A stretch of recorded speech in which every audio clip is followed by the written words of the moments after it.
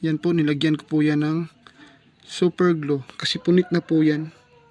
Hi guys, for today's video, bibili tayo ng gamit ang pera na ang tawag dito, gisi. Punit na lagyan natin ito ng super glue. Paano masabi? So, yung super glue.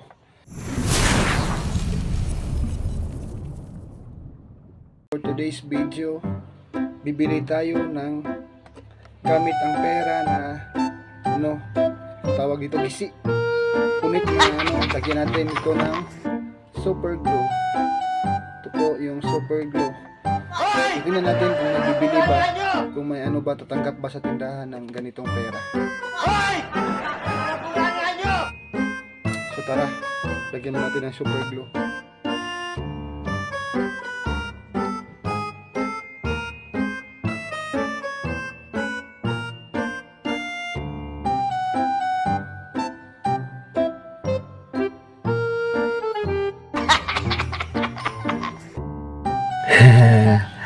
So ayan na nga guys, ayos na.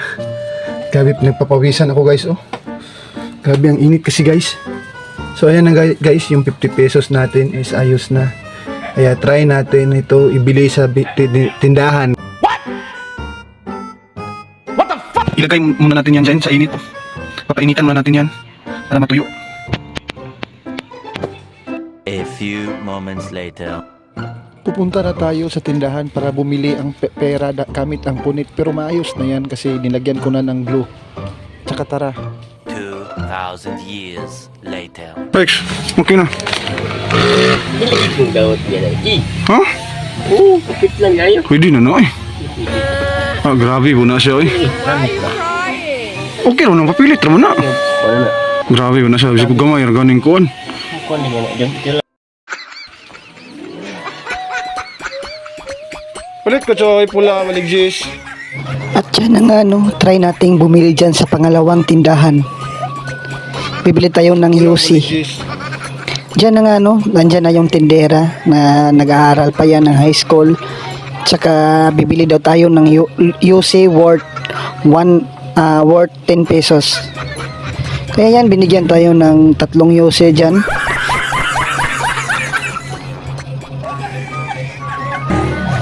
Hindi pa niya dyan na-check kasi medyo busy pa siya. At yan na nga binigyan na tayo. Tapos kumuha na po siya dyan ng sukli. Iwan ko lang kung tatanggapin niya ba, kasi kung hindi niya makikita tatanggapin niya yun. Kasi nilagyan naman natin yun ng maayos. Wala namang nawawala na kahit na anumang tao sa pera. Maayos naman, wala namang nagkulang. Pero yun nga, punit, tapos nilagyan natin ng pandikit.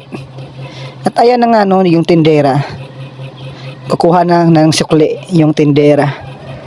Tapos kinakabahan tayo dyan na baka makita nila na punit yung pera natin. So ayan na nga safety tayo. Safety tayo dyan na Thank you. Nabili natin.